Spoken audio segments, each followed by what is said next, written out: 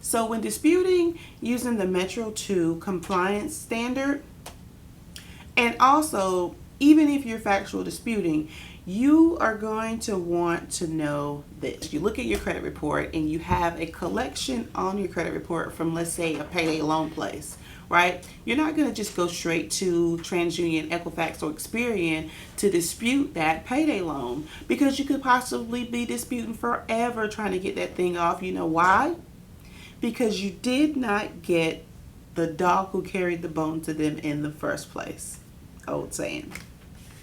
So what you want to do is you want to look at your secondary credit reporting agencies.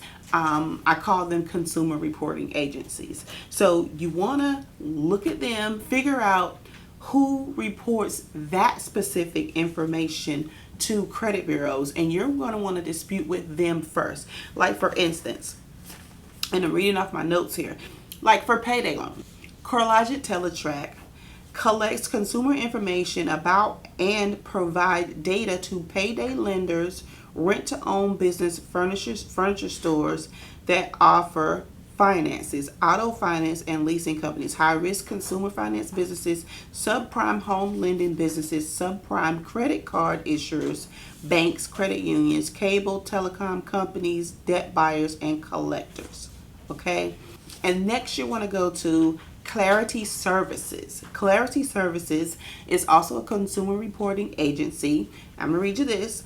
Clarity Services collects and provides information on payday loans, installment loans, auto loans and leasings, checks and check cashing services, rent-to-own transactions, telecommunication accounts and openings, and financial services, with emphasis on lower income and subprime consumer market segments. Now, Clarity Service is owned and operated by Experian.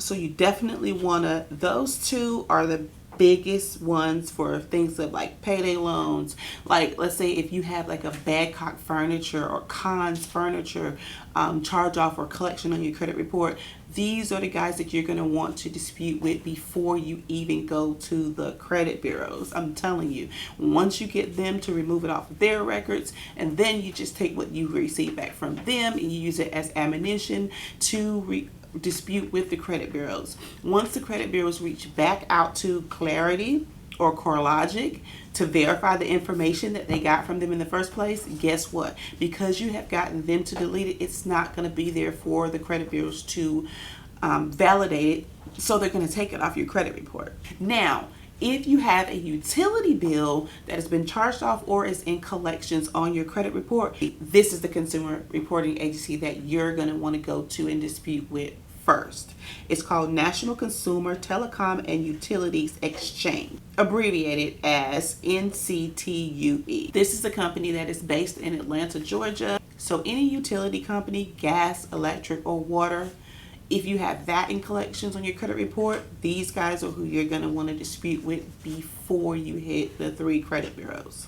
And if you have a rental collection on your credit report, let's say you rented an apartment, it didn't work out, you broke the lease, whatever, you owe an apartment complex money or property management company money, and it's on your credit report, you're going to want to dispute with CoreLogic CRECO. They have that information. You're also going to want to dispute with Experian Rent Bureau. They are notorious, especially on the East Coast. They have all the accounts.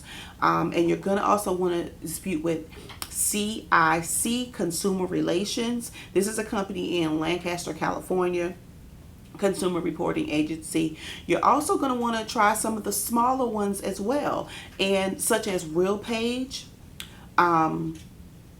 AppFolio, Rent Consumer Assistance, and Safe Rent Solutions. Now what I do is I start out disputing, like I'll send them a letter, this is a formal dispute, you know, blah blah blah, and tell them what I'm disputing about. And then of course, if they don't have it on their report, no harm, no foul. You know, they'll let you know they don't have it. But if they do have it, then okay, I've engaged we're disputing, instead of, doing it the long way and reaching out asking for a copy of a report. You have to wait to get that, and then you have to go in and dispute. And we just go in guns blazing on something like this because we want to get to the meat and potato of the dispute right off as quickly as possible, because this already is going to take time to get this removed. Okay, now if you have bank charge-offs on your credit report, you're going to want to dispute with these guys first. Check systems. Check system collects and reports data on checking account applications, openings, and closures, including reasons for closures. So if you opened a bank account with any bank, check systems, see what they have on you, because it could hurt you, down the road as far as applying for certain accounts, like even credit cards sometimes. You're going to also want to dispute with cross-check, okay? They're a little smaller than check systems, but they have information as well. Ask Certegy, you're going to want to check with them as well. So you definitely want to go check with these three and start disputing with them first. Now, if you are disputing inquiries, incorrect names, too many names, phone numbers, addresses, and things of that nature, the first that you're going to want to reach out is SageStream, okay? And then we all know that LexisNexis has SageStream. Now they kind of merged together, but I still dispute with them separately, just for the sake of LexisNexis not being able to kick back my dispute saying that it should go to SageStream. So my letter of dispute is going to go to two separate addresses, one address to SageStream, one address to LexisNexis, for a reason, even though they have merged. And so you're definitely going to want to check with them. And I'll tell you this about SageStream. Let me read you this. This reporting company collects information, okay? SageStream collects information. So let's say, for instance, if you apply for AT&T phone service, or better than that, if someone tries to do a fraud on you and they go and apply for AT&T cell phone service in your name using a facetious address and a few facetious digits changed around in your social security number or whatever, SageStream is going to capture that information. Now, whether the application goes through or not, SageStream is going to capture that information because it's been implemented.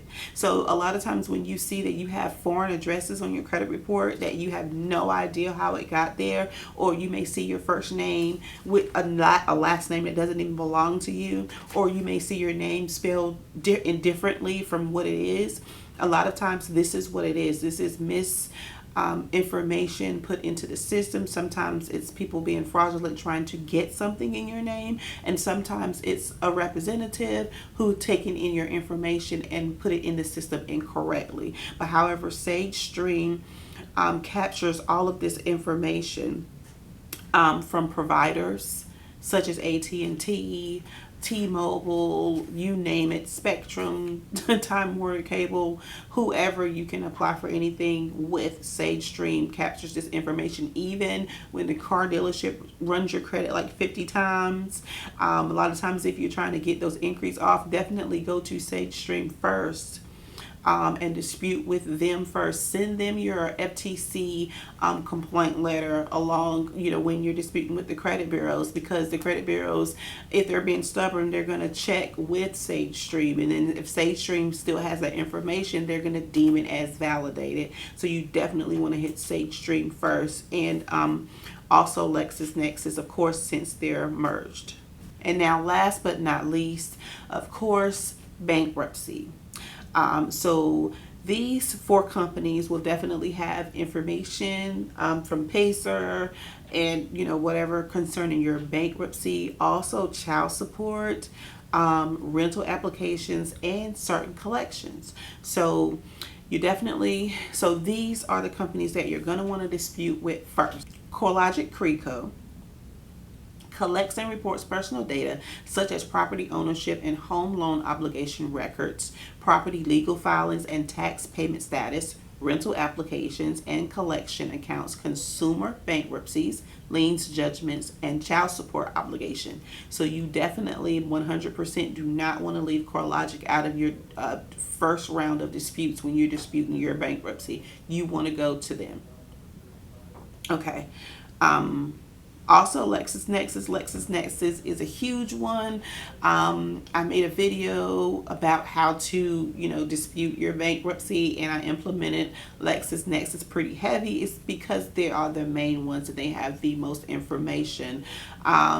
So if you watched the previous video and you've heard the video and you've seen how I talked about LexisNexis more than any of the other bureaus, it's because that was a dispute strategy.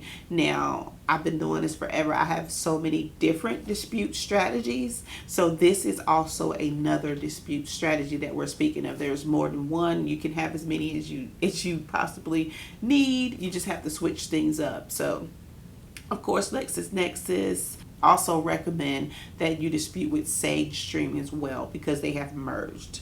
Okay, and also Innovis. Innovis provides ID verification data to assist with fraud detection and prevention. So you're going to want to dispute with Innovis as well because they are the ones who really validate you. They provide identity verification. So definitely take first steps first. I know that, once you come on and you look at videos about how to DIY your credit repair, you're super excited and you're ready to start, but definitely take your time. Do your research first. I always recommend learn as much as you possibly can before you even begin to execute, because this is going to be a process. And what I've learned is that people who go out to dispute their own credit, if you don't take time to kind of study what you're going to do first and come up with a strategy in the middle of the process, maybe 60 days or so in, you get discouraged and you're just like, it doesn't work. But it actually does. You just have to be persistent. Don't give up. Go in with a strategic plan. Find out as much as you can and then execute. And I promise you, you will get results. Okay? So if this video has helped you, please like, share, and comment. And until the next video.